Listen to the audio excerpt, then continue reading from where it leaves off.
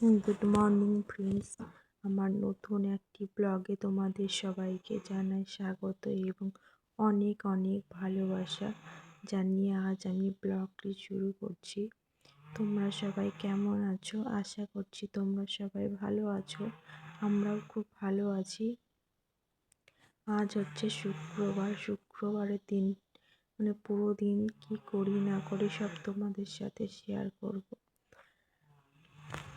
তো চলো, দেখো আমি সকালে উঠে তো আগে ঘরের বিছানা উঠিয়ে নিয়েছি, কারণ মাহি মৌ দুজনেই উঠে গেছে, আমিও তো উঠেছি ওদের আগেই। তো এখন বিছানাগুলো উঠিয়ে নিচ্ছি। সকাল সকাল বিছানা উঠিয়ে নিলে না পুরো ঘরের ঘরটা দেখতেও ভালো লাগে, তাই না বলো? মনটাও ফ্রেশ হয়ে যায় যে না, সব ঘরের বিছানা ওঠানো আছে, ঘরগুলো গোছানো আছে। ঘর পরিষ্কার পরিচ্ছন্ন রাখলেই তবে আমাদের ভালো লাগে আর কি, তাই না বলো? নোংরা ঘর একদমই ভালো লাগে না। হঠাৎ যদি একটা মানুষ চলে আসে তখন এসে বলবে দেখো বাড়িটা কি নোংরা করে রেখে দিয়েছে। আর গোছানো থাকলে অনেকেই বলে হয় আসলে বলে আমাকে ঘুরতে আসলে যে ছোট বাচ্চা নিয়ে এত সুন্দর করে ঘর কি করে গুছিয়ে রাখো তুমি। আমাকে অনেকে বলে, কি বলো তো, ঘর নোংরা হয়ে থাকলে না একটুও ভালো লাগে না। তো যত যাই হয়ে যাক না কেন আমি ঘরটা আগে ভালোভাবে গুছিয়ে রাখি, পরিষ্কার করে রাখলে আমাদেরও ভালো লাগে। আজকে তো মাসের 2 তারিখ হয়ে গেল, তাই না? 2 তারিখ, হ্যাঁ। যেহেতু তোমাদের দাদাভাই বাড়িতে থাকে না, যেহেতু ও ওখান থেকে আমায় টাকা পাঠিয়ে দেয়, প্রত্যেক মাসে মাসে আমাকে এই দিকটা করতে হয়, কি বলো তো, পুরো কাজটাই। হ্যাঁ, ও আমার কি যা লাগে হয়তো ও পাঠিয়ে দেয়, তবুও যদি এই দিককারগুলো তো আমাকে চালাতে হয়, তাই হিসাব করে আমিও চলি একটু। সেই রকম খরচাটা করি না, একটু বুঝে শুনে খরচা করি। একেবারে ওই যে অনেকে আছে না যে আয়ের ছাড়া ব্যয় বেশি করে ফেলে, আমি অতটা না, মোটামুটি যতটুকু প্রয়োজন ততটুকুই খরচা করার চেষ্টা করি। কারণ আমরা তো বুঝি কত কষ্টে টাকা আসে, তাই না? অনেক কষ্টের টাকা, যেহেতু দেখো আমরা তো বাড়িতে বসে বসে সব কিছু পেয়ে যাচ্ছি, আর যারা টাকাটা ইনকাম করছে তারা বোঝে যে কত কষ্টের টাকা এটা, তাই তাদের টাকা ফালতু খরচা করাটা তো আমাদের উচিত নয়। তাই যতটা পারি চেষ্টা করি অল্পর উপর দিয়ে চলার, তবুও হয়ে যায় কিছু, করার নেই, তাই না বলো? দেখো 2টো বাচ্চা আছে, তাছাড়া সব কিছুই মোটামুটি কেনা, তাছাড়াও আমার বাপের বাড়ি থেকেও আসে, যখনই যে আসে ওদিক থেকেও পাঠিয়ে দেয়। তবু চেষ্টা করি একটু বুঝে শুনে চলার। তো এই মাসেও অল্প কিছু পাঠিয়েছে, অল্প কিছু বলতে হাফটা পাঠিয়েছে, যেহেতু ও বাড়ি আসছে। তাই আমিও বললাম, ওই বললো যে আমি তো বাড়ি আসছি, তাহলে কি করব? বললাম ঠিক আছে, তাহলে অল্প কিছু পাঠিয়ে দাও, এইদিকে তো দুধের টাকা এগুলো তো সব মেটাতে হয়, তারপরে ইলেকট্রিক বিল সব কিছু এগুলো আমাকে দিতে হবে। তো ইলেকট্রিক বিলও এসছে 1200 টাকা, অনেকটাই চলে এসছে। কি বলো তো, এর আগেও এসছিল, ঠান্ডার দিনেও যে অনেকটা এসেছে এতটা আসে না, কিন্তু গরমের দিনে এর থেকে বেশি আসে। তো আমাদের তাও তো কম আছে, অন্যদের আরও বেশি। তো ঠিক আছে, ছাড়ো, সবারই এরকম আসতেই থাকে, আমাদের একা না, তাই না? এই দেখো আমি এখন ঘরগুলো তো গুছিয়ে নিয়েছি, নিয়ে আজ ঝাড়ু দিচ্ছি। ঝাড়ু দেওয়ার পর আজকের ঘরগুলো মুছবো না, উপরের ঘরগুলোও মুছবো না, শুধু সামনের যে নিচের ঘরগুলো একটু মুছে দেবো। এই টাইলসের ঘরে না একবার খুব সুন্দর করে একবার যদি তুমি ঝাড়ু লাগিয়ে দাও, দেখে এত সুন্দর লাগে, মনে হয় যেন একেবারে পোছা লাগানোই আছে।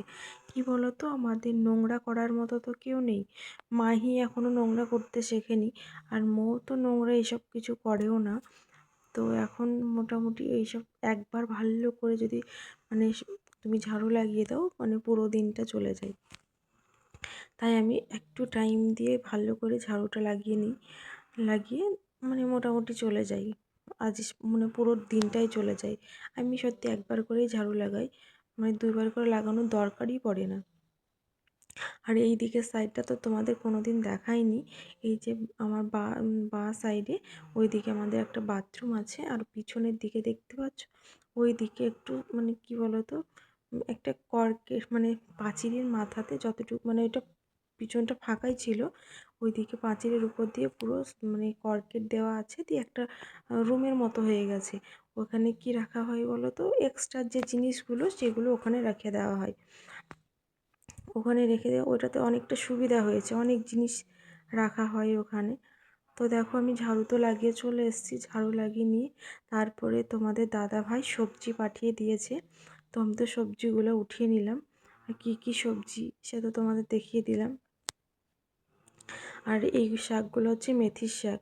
তোমরা কেউ কি খাও মেথির শাক? খেলে কমেন্টে জানিও। আমার তো মেথির শাকটা খুবই ভালো লাগে।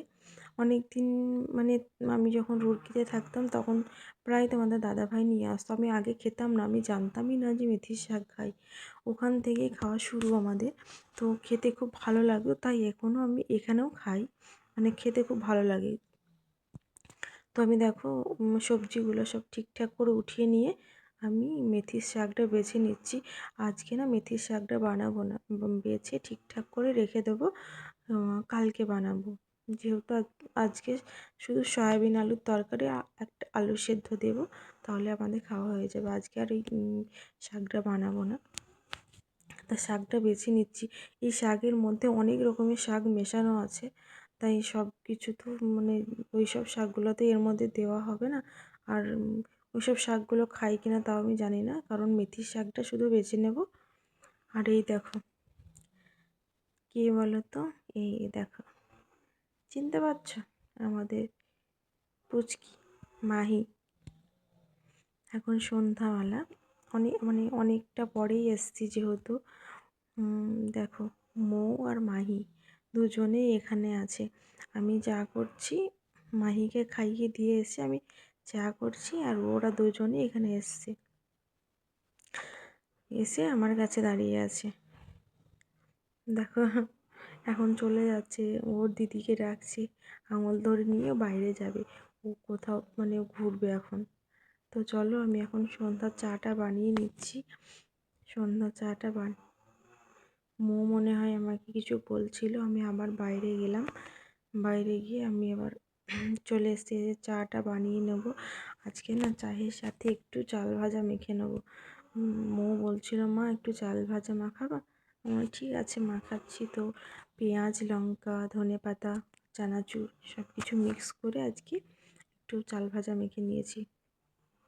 সন্ধ্যাবেলায় চাল ভাজা আর একটু চা খেয়ে নেবো।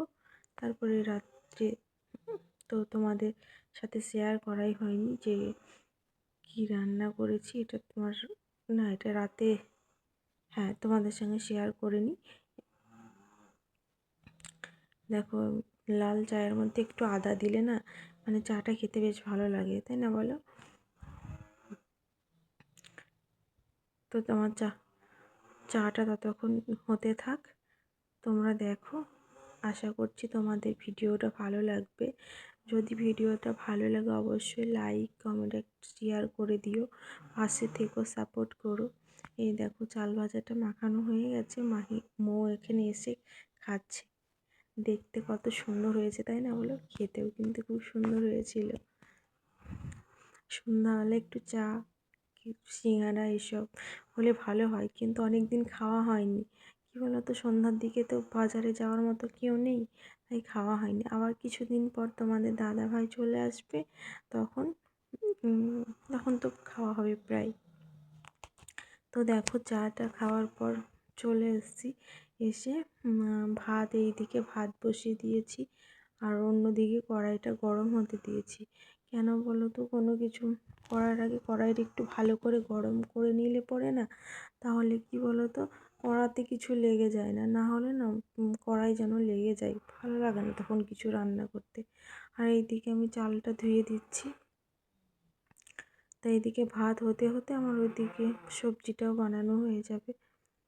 আর মাহি তো আমার পিছন পিছন ঘুরছে, আর মৌ ওইদিকে পড়তে বসেছে, আর মাহি আমার কাছে আছে। আমি এদিকে রান্নাটা করে নিচ্ছি। আর আজকে দুপুরে কিছু রান্না করিনি, কালকের চিকেন ছিল, সেইগুলো দিয়ে আমাদের আজকে দুপুরটা খাওয়া হয়ে গেছে। তো এই দেখো, এদিকে ভাতটা তো নেড়ে দিলাম, তারপরে দেবো আলু সেদ্ধ দেবো। আর রাতের বেলা এটা আলু সেদ্ধ আর সয়াবিন আলুর তরকারি করব। আর এই দেখো, এখন তেল ঢেলে নিচ্ছি। এই যে তেলটা দেখছো, এই তেলটা আমাদের বাপের বাড়ি থেকে পাঠিয়েছে। তেলটা আমাদের কিনতে হয় না, তেলটা ওখান থেকেই পাঠিয়ে দেয়। তো তেলটা পাঠিয়ে দিয়েছে, আমার তেলটা আমি ঢেলে নিলাম। ঢেলে নেওয়ার পর এবার রান্নাটা বসিয়ে দেবো। তো চলো আমি রান্নাটা করি, তোমরা দেখতে থাকো।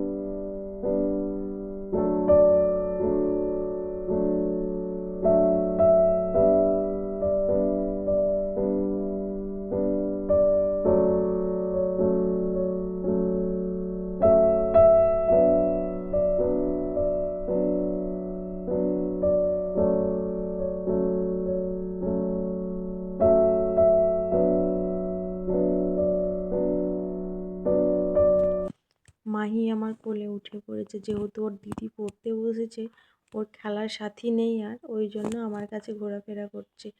ওই জন্য আমি ওকে কোলে নিয়ে রান্না করছি। আর দেখো, ও চিমনিটার উপরে আমার দিকে তাকিয়ে আছে, ও কিছু বলতে চাইছে। হ্যাঁ, না আমি রান্না করছি, ও দেখছে দেখো কিভাবে। আমি ওকে বলছি তুমি রান্না করবা, আর ও আমার কাছে ওকে রেখে আসলাম একটুখানা। কি বলো তো, মশলাটা আমি দেবো, তো তাই এক হাতে হবে না, তাই মোমোর কাছে আমি একটু রেখে আসলাম, বললাম একটু বুনুকে দেখ, আমি এক্ষুনি নিচ্ছি। মশলাটা কষাতে দিয়ে তারপরে আবার ওকে নিয়ে আসবো। ওকে আনতে হবে না, ও চলে আসছে বারবার। দেখো আমি মশলাটা একটু ভালো করে, যতটুকু ইয়েতে লেগে আছে, জল দিয়ে ধুয়ে এর মধ্যে দিয়ে দিলাম। ভালো করে এবার কষিয়ে নেব।